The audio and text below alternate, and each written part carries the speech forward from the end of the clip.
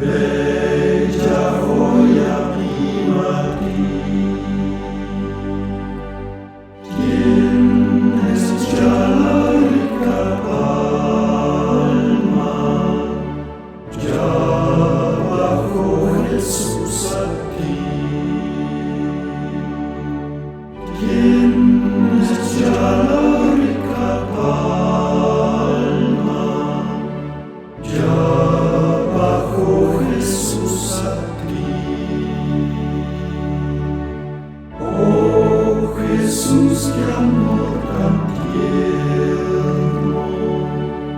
Oh Jesús, qué amor nos das. Dejas el trono supremo y en la tierra haces tu hogar. Dejas el trono supremo y en la tierra haces tu hogar.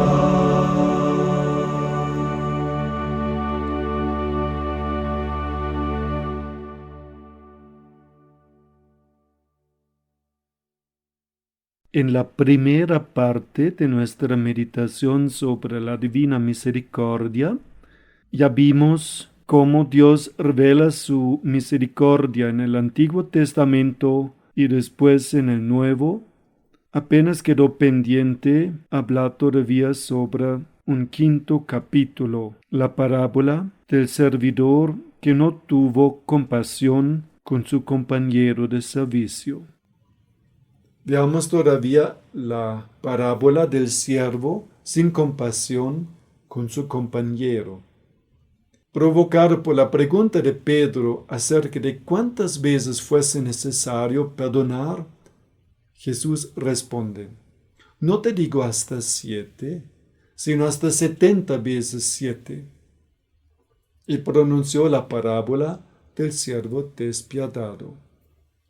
Este, llamado por el patrón a restituir una gran suma, le suplica de rodillas y el patrón le condona la deuda. Pero inmediatamente encuentra otro siervo, como el que le debía unos pocos centésimos, el cual le suplica de rodillas que tenga piedad, pero él se niega y lo hace encarcelar. Entonces el patrón, advertido del hecho, se irrita mucho y volviendo a llamar a aquel siervo le dice: ¿no debías también tú tener compasión de tu compañero, como yo me compadecí de ti? Y Jesús concluye: lo mismo hará también mi Padre Celestial con ustedes, si no perdonan de corazón a sus hermanos. La parábola ofrece una profunda enseñanza a cada uno de nosotros. Jesús afirma que la misericordia no es solo el obrar del Padre, sino que ella se convierte en el criterio para saber quiénes son realmente sus verdaderos hijos. Así entonces estamos llamados a vivir de misericordia, porque a nosotros en primer lugar se nos ha aplicado misericordia. El perdón de las ofensas deviene la expresión más evidente del amor misericordioso y para nosotros cristianos es un imperativo del que no podemos prescindir. Como es difícil muchas veces perdonar. Y sin embargo, el perdón es el instrumento puesto en nuestras frágiles manos para alcanzar la serenidad del corazón. Dejar caer el rencor, la rabia, la violencia y la venganza son condiciones necesarias para vivir felices. Acojamos entonces la exhortación del apóstol. No permitan que la noche los sorprenda enojados. Y sobre todo escuchemos la palabra de Jesús, que ha señalado la misericordia como ideal de vida y como criterio de credibilidad de nuestra fe. Dichosos los misericordiosos, porque encontrarán misericordia.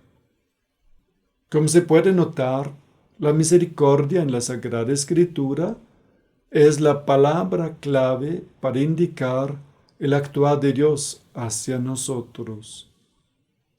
Él no se limita a afirmar su amor, sino que lo hace visible y tangible. El amor, después de todo, nunca podrá ser una palabra abstracta. Por su misma naturaleza es vida concreta, intenciones, actitudes, comportamientos que se verifican en el vivir cotidiano. La misericordia de Dios es su responsabilidad por nosotros. Él se siente responsable, es decir, desea nuestro bien y quiere vernos felices, colmados de alegría y serenos. Es sobre esta misma amplitud de onda que se debe orientar el amor misericordioso de los cristianos. Como ama el Padre, así aman los hijos. Como Él es misericordioso, así estamos nosotros llamados a ser misericordiosos los unos con los otros. Misericordia y expiación. La forma más bella de practicar la misericordia consiste no solo en perdonar a los hombres las ofensas cometidas contra nosotros, sino en ofrecerse a Dios por la salvación de los otros, lo que llamamos expiación. Jesús nos enseñó: ámense los unos a los otros como yo les amé.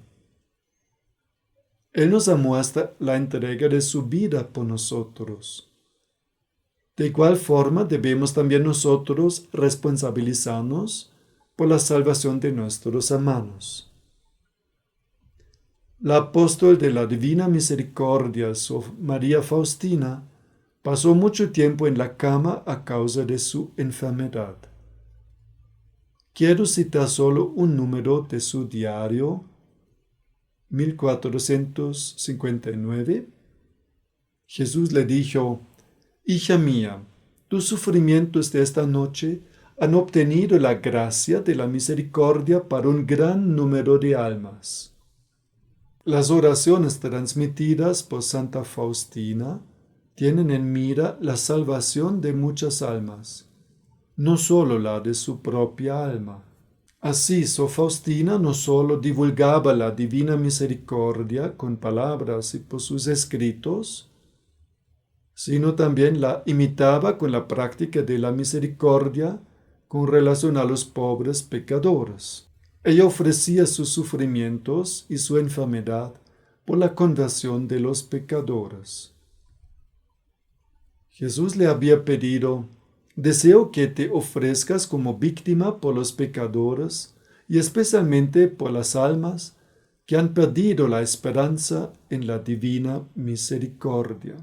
Entonces Sor Faustina hizo el siguiente acto de ofrecimiento, que en parte no necesitamos imitar, sino solo admirar. Me ofrezco voluntariamente como víctima por la conversión de los pecadores y especialmente por las almas que han perdido la esperanza en la divina misericordia.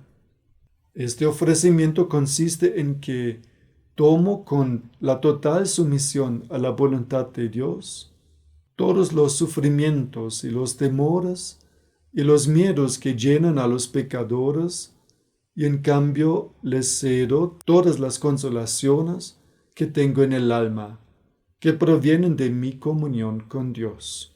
En una palabra, les ofrezco todo: las santas misas, las santas comuniones, las penitencias, las mortificaciones, las plegarias. No temo los golpes de la justicia de Dios, porque estoy unida a Jesús. Oh Dios mío, con esto deseo compensarte por las almas que no confían en tu bondad. Aun teniendo todas las razones para desesperarme, confío en el mar de tu misericordia. Oh Señor y Dios mío, mi destino para la eternidad. No pronuncio este acto de ofrecimiento basándome en mis propias fuerzas, sino en el poder que deriva de los méritos de Jesucristo. Este acto de ofrecimiento lo repetiré todos los días con la siguiente plegaria que tú mismo me enseñaste, oh Jesús. Oh sangre y agua que brotaste del corazón de Jesús como fuente de misericordia para nosotros, en ti confío. Durante la Santa Misa, Jesús le dijo entonces: te doy una pequeña parte en la redención del género humano. Tú eres el alivio en el momento de mi agonía. Y en otra ocasión, ella oyó a Jesús decirle las palabras anteriormente citadas. Hija mía, tus sufrimientos de esta noche han obtenido la gracia de la misericordia para un gran número de almas. Observemos bien, los sufrimientos de una sola noche ya merecieron la divina misericordia para muchas personas. Esto no son cosas solo de los santos. También nuestros sufrimientos, trabajos y penas constituyen una participación en la pasión de Cristo. El catecismo llama eso asociarse al misterio pascual. La Madre de la Misericordia. El Santo Padre Juan Pablo II dedica el 9º capítulo de su encíclica a la Madre de la Misericordia. María exaltaba la misericordia de Dios. Su misericordia llega a sus fieles de generación en generación. Sin duda, María, más que cualquier otra persona, experimentó la misericordia divina por su inmaculada concepción. También María necesitaba de la redención, pero sin contaminarse con el pecado personal o la culpa original. Dios la redimió por anticipación, es decir, en el primer instante de su ser, ella fue redimida en vista de los futuros méritos de su Hijo Divino. Por eso, con toda razón, ella exaltó la misericordia de Dios en el canto del Magnificat. Sin embargo, el canto de María alaba a Dios también por toda su acción en la historia del pueblo escogido. Ella tenía conciencia que Dios, por la encarnación y pasión de su Hijo, iba a dar la suprema prueba de su misericordia.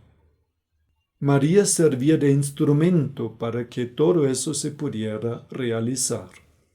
Su hágase en mí según tu palabra, en Nazaret, y su sí debajo de la cruz de su Hijo moribundo, le merecieron que hoy ella sea la Madre de Misericordia. Ese título quiere decir 3 cosas. María es aquella que experimentó la misericordia de una manera única y muy especial. Es el aspecto pasivo. La Madre de Jesús también merece, atrae tal misericordia a lo largo de toda su vida terrena, en particular a los pies de la cruz de su Hijo. Es el aspecto activo. Finalmente, a través de la participación en la misión de su Hijo, ella ha sido llamada a acercar a los hombres al amor que Él había venido a revelar. María intercede por los hombres y les transmite las gracias necesarias para su salvación. Es el aspecto activo también. Estamos resumiendo los pensamientos del Santo Padre.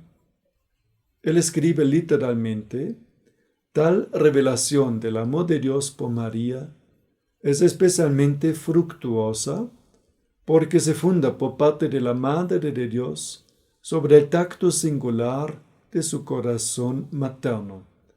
sobre su sensibilidad particular, sobre su especial aptitud para llegar a todos aquellos que aceptan más fácilmente el amor misericordioso de parte de una madre. Enseguida el Papa cita el Concilio Vaticano II, Lumen Gentium, numeral 62. Esta maternidad de María en la economía de la gracia, tal como se expresa el Concilio Vaticano II, perdura sin cesar desde el momento del asentimiento que prestó fielmente en la Anunciación y que mantuvo sin vacilar al pie de la cruz, hasta la consumación perpetua de todos los elegidos. Pues asunta a los cielos, no ha dejado esta misión salvadora, sino que con su múltiple intercesión continúa obteniéndonos los dones de la salvación eterna. Con su amor materno cuida a los hermanos de su Hijo, que todavía peregrinan y se hallan en peligros y ansiedad hasta que sean conducidos a la patria bienaventurada. Por tanto, podemos concluir que el título de Madre de Misericordia es uno de los más profundos, más completos y más fundamentales, ligado al título del Inmaculado Corazón de María, porque el corazón es la sede del amor y de la misericordia. A causa del amor misericordioso del Inmaculado Corazón de María, ella dio su consentimiento a nuestra redención. Por eso la Iglesia no se cansa de cantar sus alabanzas en la antífona mariana: Dios te salve, Reina y Madre de Misericordia, después del rosario y de las completas. Los santos ángeles y la divina misericordia. Para los santos ángeles es una experiencia nueva ver cómo Dios se compadece de los hombres y los trata con misericordia. Los ángeles no experimentaron la misericordia divina. Cuando Dios los probó, cada uno de ellos tenía que decidirse de una vez y para siempre. Debido a su conocimiento más perfecto que el del hombre, podían prever con más claridad las consecuencias de su decisión. Los ángeles que se decidieron contra Dios no lo hicieron porque no sabían lo que hacían, sino porque libre y conscientemente no querían someterse a los planes divinos. Por eso no hay perdón para ellos por toda la eternidad. Además, los ángeles caídos no se arrepienten porque su orgullo se lo impide. Judas también reconoció el error de entregar a su Señor, sin embargo no pidió perdón a Jesús a causa de su orgullo. Nuestro Señor dice en el Evangelio: yo les aseguro que así también hay alegría entre los ángeles de Dios por un solo pecador arrepentido. Para el santo ángel es muy difícil convivir con una persona que ofende a Dios.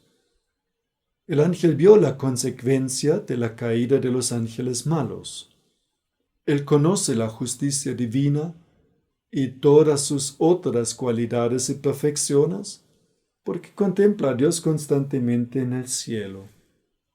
El ángel queda irritado contra el pecador, porque ama a Dios sobre todas las cosas. Imagínate que una persona habla mal de tu papá en tu presencia. Inmediatamente defenderías a tu papá, ¿no es verdad? El ángel está en la misma situación. Su Dios, a quien ama sobre todas las cosas, es ofendido y el ángel debe callarse. No puede matar inmediatamente al pecador porque Dios no lo permite, aunque ganas no le faltarían. Por eso él siente un gran alivio cuando el pecador deja de ofender a Dios. Sin embargo, un poco antes de la palabra citada, el Señor hace una afirmación aún más fuerte.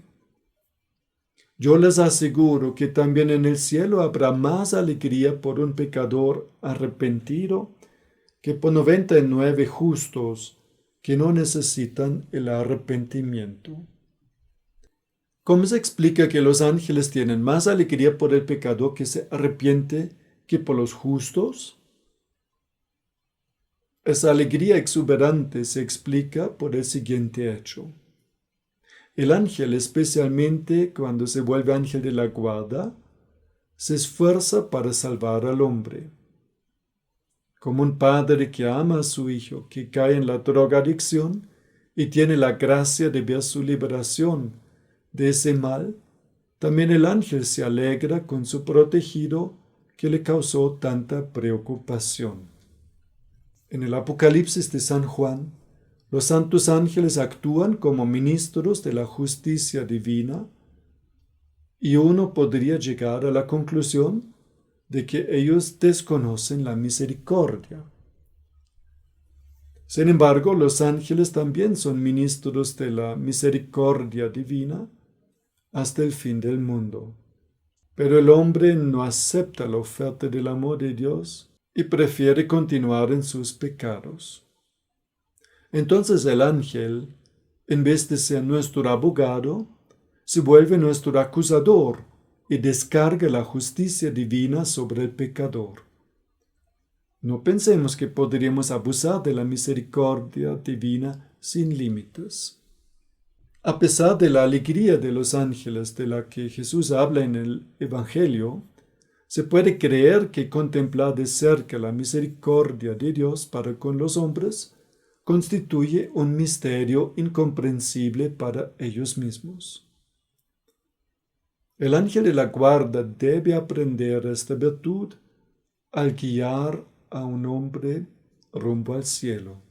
¿Cuánta paciencia el ángel de la guarda necesita cuando ve la lentitud de su protegido en aceptar sus consejos? Por eso el servicio de ángel de la guarda implica para el ángel un cierto crecimiento.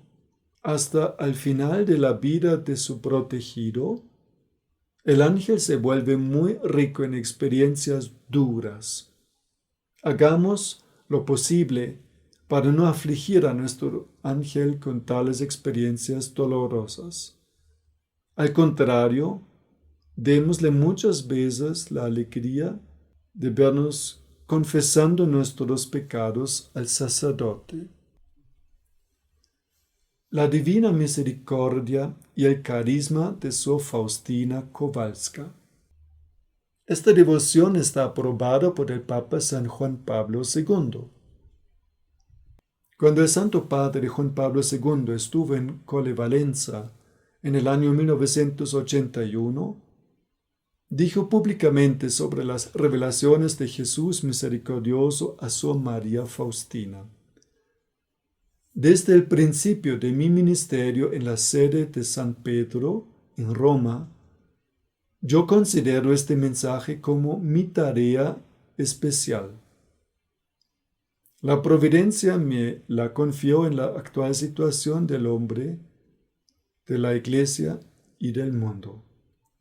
Bajo su papado, la polaca Sor María Faustina fue beatificada y canonizada.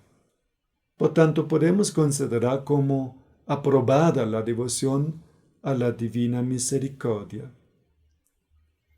Las oraciones transmitidas por Santa Sor María Faustina pueden ser rezadas. Sin duda fue mérito de Santa Faustina que en el mundo entero se divulgara la confianza y devoción a la Divina Misericordia. La vida de Santa Sor Faustina Kowalska. Una joven religiosa, Sor Faustina Kowalska, que nació cerca de Lodz, en el centro de Polonia, en 1905, como tercera de 10 hijos, recibe revelaciones de Jesús misericordioso. Los padres de la religiosa eran pobres campesinos, pero sinceramente piadosos.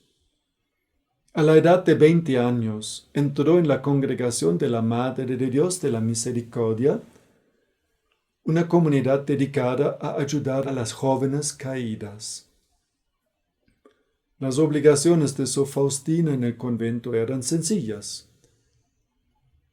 servicios en la cocina, en la panadería y en el jardín.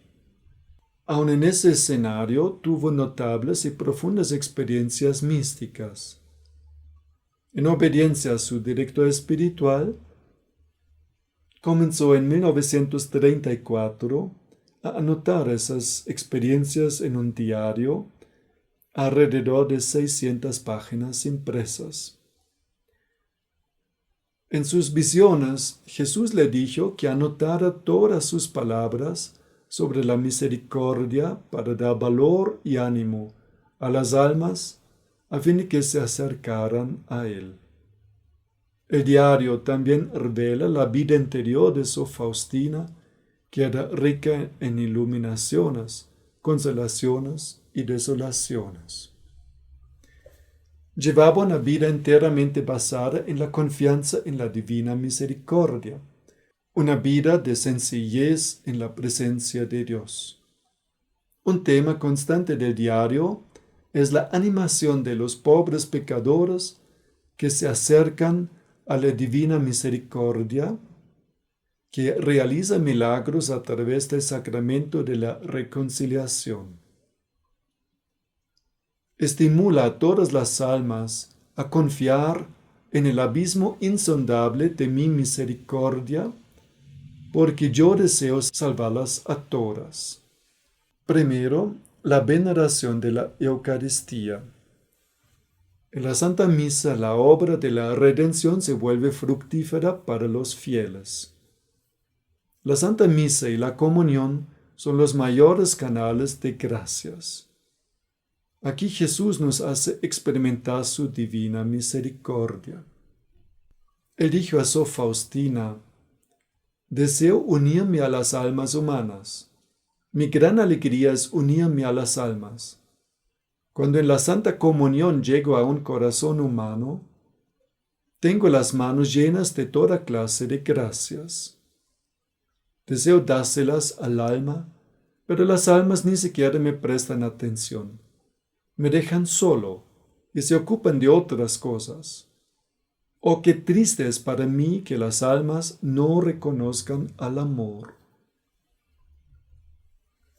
Jesús manifestó su tristeza por las almas que no tratan de comulgar con mayor frecuencia a causa de un temor excesivo. Cuando Sor Faustina estaba muy atribulada por las tentaciones del diablo, temía no estar en condición de recibir a Jesús en la Santa Comunión. Sin embargo, el Señor le daba valor. Quien no está en pecado grave puede y debe comulgar tranquilamente. Santa Sor Faustina recibía las mayores iluminaciones y gracias durante la Santa Comunión. Segundo, la recepción del sacramento de la reconciliación. Es evidente que el principal derramamiento de la divina misericordia sobre los pecadores se realiza en el momento en que reciben la absolución sacramental. Por eso, para recibir las gracias prometidas por Jesús en el día de la fiesta de la Divina Misericordia, Él colocó la condición de la confesión sacramental individual, o sea, estar en el estado de la gracia santificante. Frecuentemente Sor Faustina recibía las mismas instrucciones por su confesor que antes ya había recibido de Jesús. El Señor exigía de la santa la obediencia total a su confesor. Ya que debemos imitar los ejemplos de los santos, recordemos el ejemplo de Santa Sor Faustina. Santa Sor Faustina acostumbraba a confesarse con frecuencia. La Iglesia nos obliga a la confesión de nuestros pecados graves cuando menos una vez al año. No obstante, recomienda la confesión frecuente. Tercero, la veneración de la imagen de Jesús misericordioso.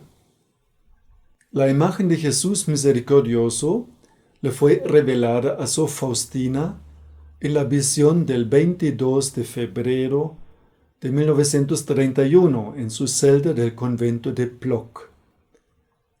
Al anochecer, estando yo en mi celda, escribe en el diario, vi al Señor Jesús vestido con una túnica blanca. Tenía una mano levantada para bendecir y con la otra tocaba la túnica sobre el pecho. De la apertura de la túnica en el pecho salían dos grandes rayos, uno rojo y otro pálido.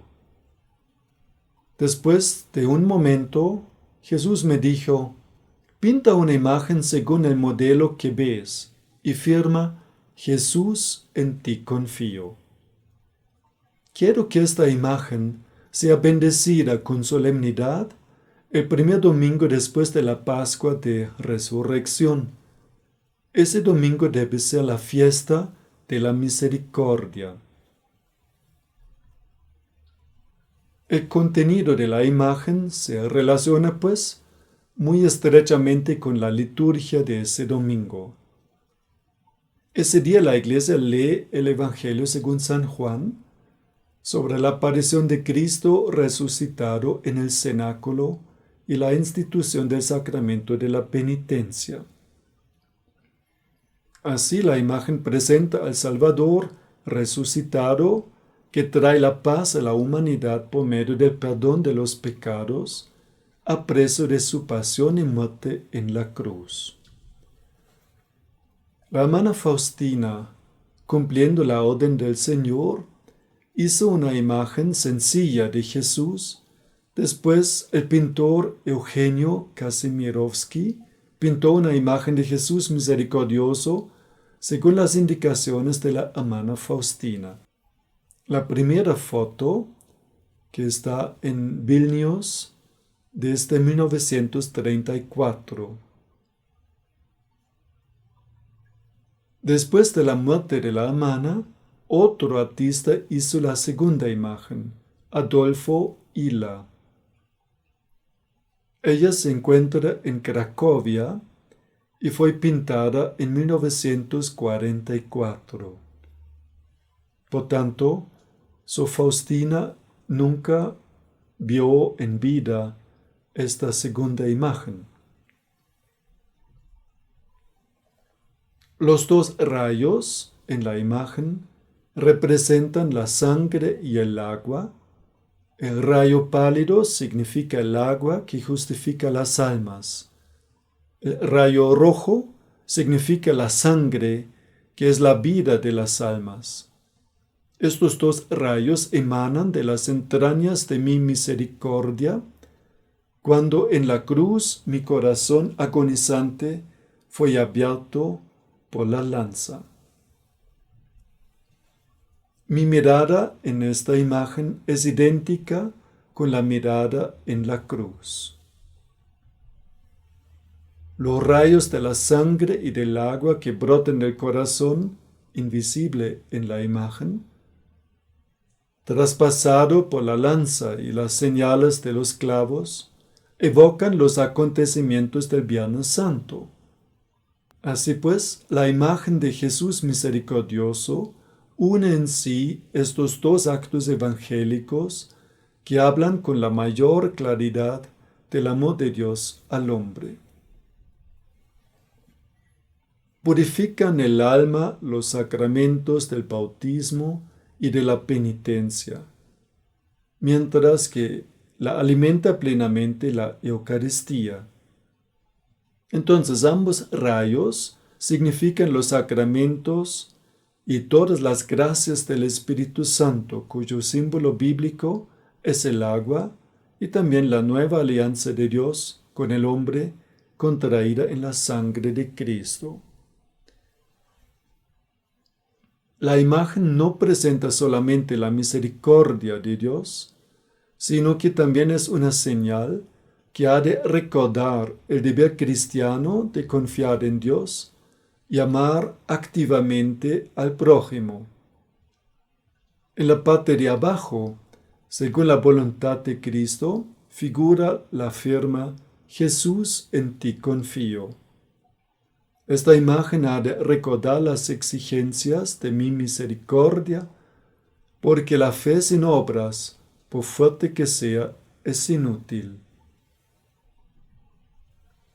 Así comprendido, el culto a la imagen, esto es, la actitud cristiana de confianza y misericordia, las vinculó el Señor Jesús a promesas especiales de la salvación eterna, grandes progresos en el camino hacia la perfección cristiana, la gracia de una muerte feliz y todas las demás gracias que le fueran pedidas con confianza. Por medio de esta imagen, colmaré a las almas con muchas gracias. Por eso quiero que cada alma tenga acceso a ella. Cuando mis conterráneos, los alemanes, mandaron aviones de guerra con bombas sobre Polonia, echaron las bombas sobre las ciudades principales de Polonia, que quedaron arrasadas en el suelo, menos una ciudad, la ciudad donde se venera en una capilla la imagen del Señor de la Misericordia. Esto ha llamado la atención de los obispos polacos, y esto ha promovido la devoción a la imagen de la Divina Misericordia, porque fue obvio que nuestro Señor cumplió su palabra y protegió aquella ciudad a causa de la devoción a la imagen del Señor de la Misericordia que allá se practicaba. Conclusión: tengamos la imagen del Señor de la Misericordia en nuestras casas para poder contar con la protección especial del Señor de la Misericordia. La fiesta de la Divina Misericordia. De entre todas las formas de la devoción a la Divina Misericordia reveladas por Sor Faustina, esta es la que tiene mayor importancia. El Señor Jesús habló por primera vez del establecimiento de esta fiesta en Plock en 1931, cuando comunicó a Sor Faustina su deseo de que pintara la imagen. Deseo que haya una fiesta de la misericordia. Quiero que esta imagen que pintarás con el pincel sea bendecida con solemnidad el primer domingo después de la Pascua de Resurrección. Ese domingo debe ser la fiesta de la misericordia. La elección del primer domingo después de la Pascua de Resurrección para la fiesta de la misericordia tiene su profundo sentido teológico e indica una estrecha relación entre el misterio pascual de redención y el misterio de la Divina Misericordia. Esta relación se ve subrayada aún más por la novena de coronillas a la Divina Misericordia que antecede la fiesta y que empieza el Viernes Santo. También es significativo que en ese domingo se lea el Evangelio de la institución del sacramento de la penitencia, que es el sacramento de la Divina Misericordia por excelencia. La fiesta no es solamente un día de adoración especial de Dios en el misterio de la misericordia, sino también el tiempo en que Dios colma de gracias a todas las personas. Deseo, dijo el Señor Jesús, que la fiesta de la misericordia sea un refugio y amparo para todas las almas, y especialmente para los pobres pecadores. Las almas mueren a pesar de mi amarga pasión. Les ofrezco la última tabla de salvación, es decir, la fiesta de mi misericordia. Si no adoran mi misericordia, morirán para siempre. Las promesas extraordinarias que el Señor Jesús vinculó a la fiesta demuestran la grandeza de la misma. Quien se acerque ese día a la fuente de vida, dijo Cristo, recibirá el perdón total de las culpas y de las penas. Ese día están abiertas las entrañas de mi misericordia. Derramo todo un mar de gracias sobre aquellas almas que se acercan al manantial de mi misericordia. Que ninguna alma tenga miedo de acercarse a mí, aunque sus pecados sean como escarlata. Para poder recibir estos grandes dones, hay que cumplir las condiciones de la devoción a la divina misericordia. Confiar en la bondad de Dios y amar activamente al prójimo. Estar en el estado de gracia santificante, después de confesarse y recibir dignamente la Santa Comunión. Ese día los sacerdotes deben hablar a las almas sobre mi misericordia infinita. La novena.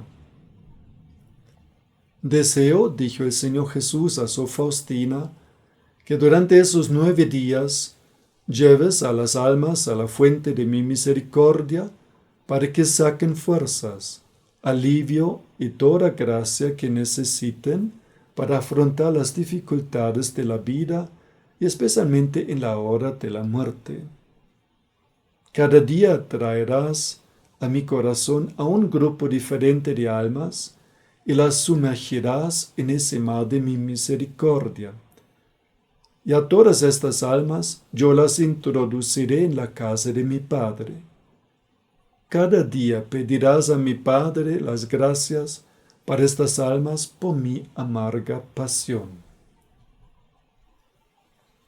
Esa novena ya constituye un acto de misericordia para con el prójimo, porque no se hacen oraciones para sí mismo, y sí para diversos grupos de personas que deben ser aproximados a la misericordia divina.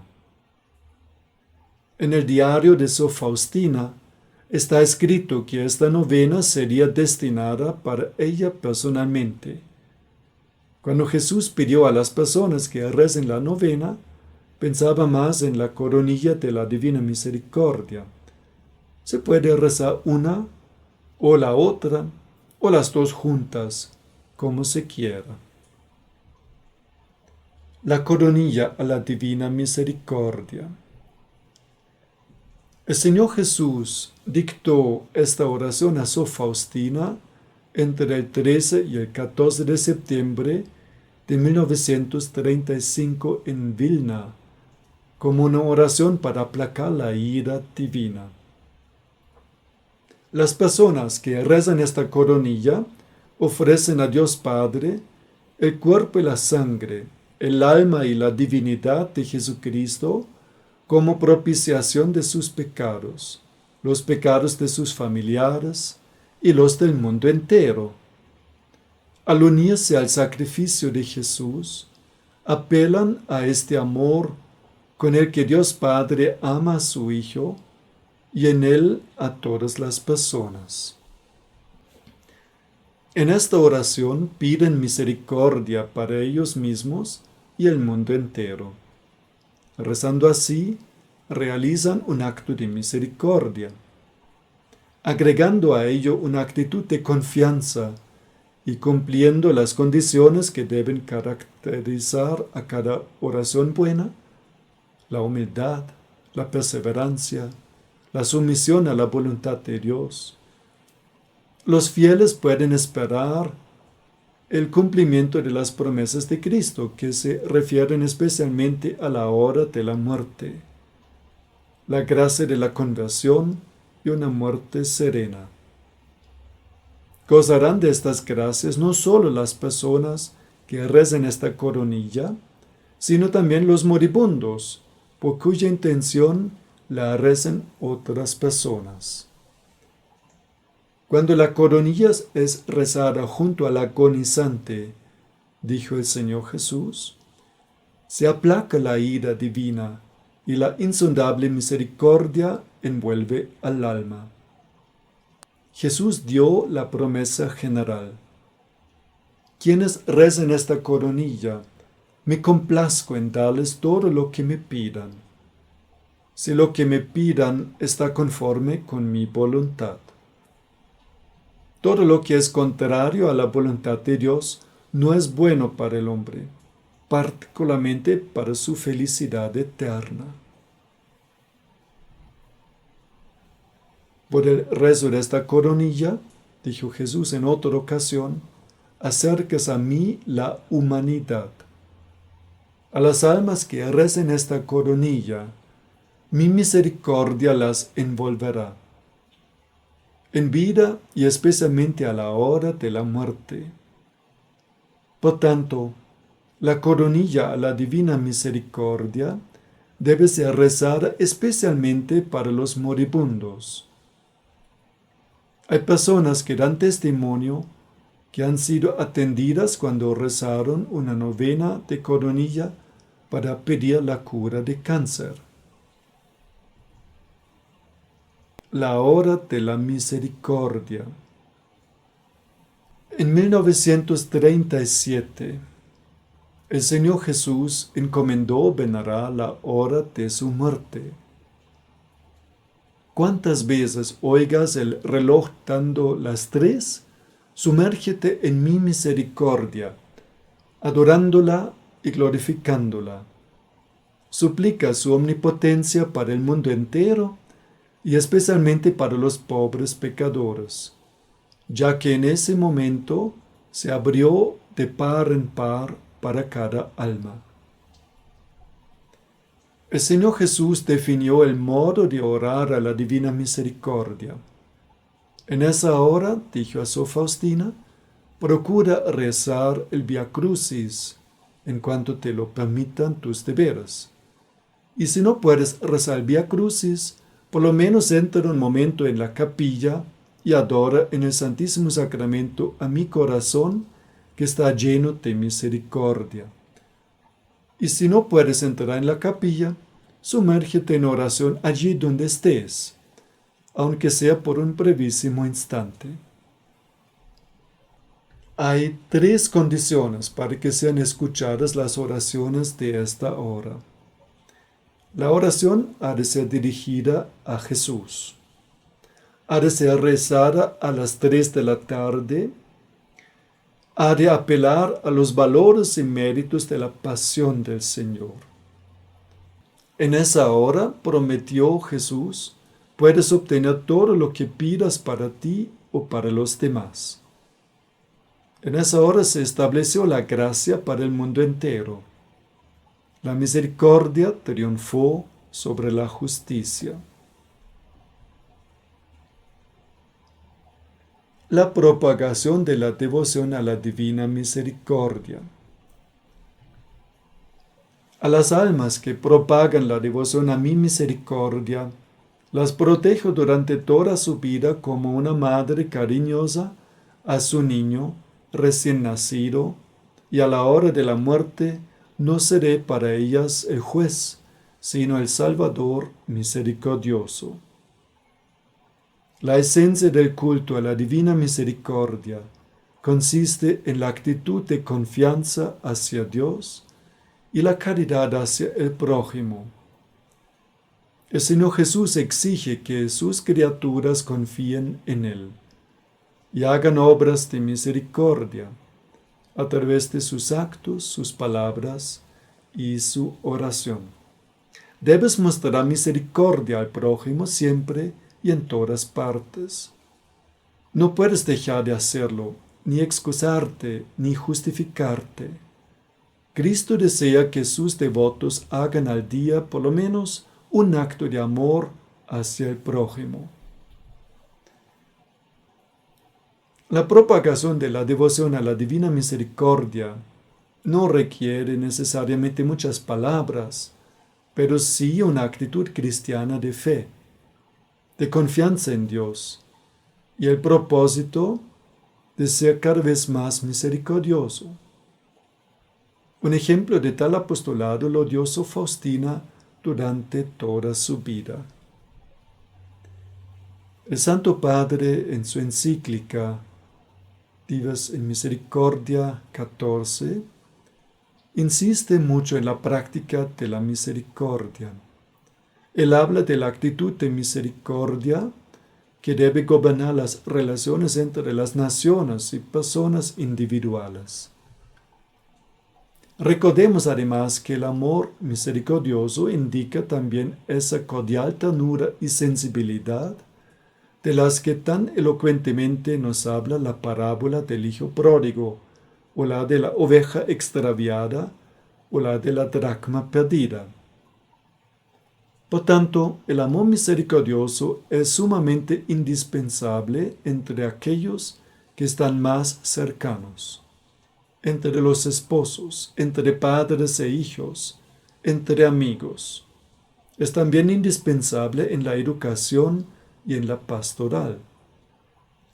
El mundo de los hombres puede hacerse cada vez más humano únicamente si introducimos en el ámbito pluriforme de las relaciones humanas y sociales, junto con la justicia, el amor misericordioso, que constituye el mensaje mesiánico del Evangelio.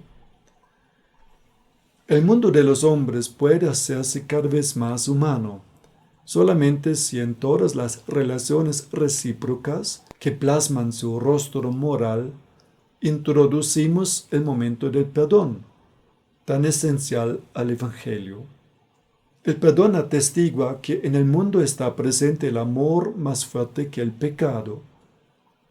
El perdón es además la condición fundamental de la reconciliación, no solo en la relación de Dios con el hombre, sino también en las recíprocas relaciones entre los hombres. Un mundo del que se eliminase el perdón sería solamente un mundo de justicia fría e irrespetuosa, en nombre de la cual cada uno reivindicaría sus propios derechos respecto a los demás. Así los egoísmos de distintos géneros, adormecidos en el hombre, podrían transformar la vida y la convivencia humana en un sistema de opresión de los más débiles por parte de los más fuertes, o en una arena de lucha permanente de los unos contra los otros.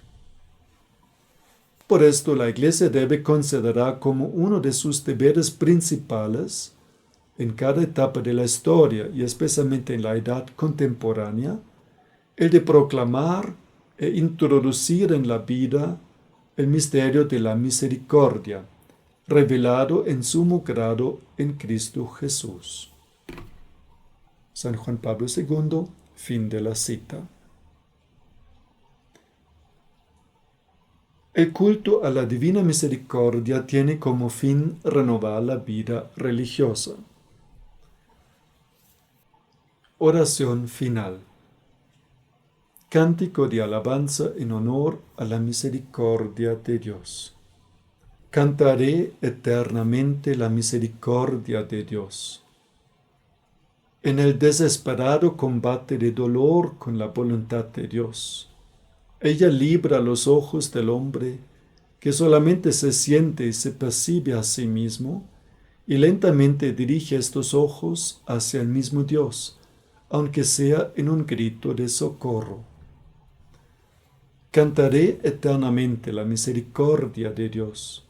Ella empuja la mirada del hombre hacia la cruz, donde la faz de Cristo está irradiando desde lo alto en palidez mortal.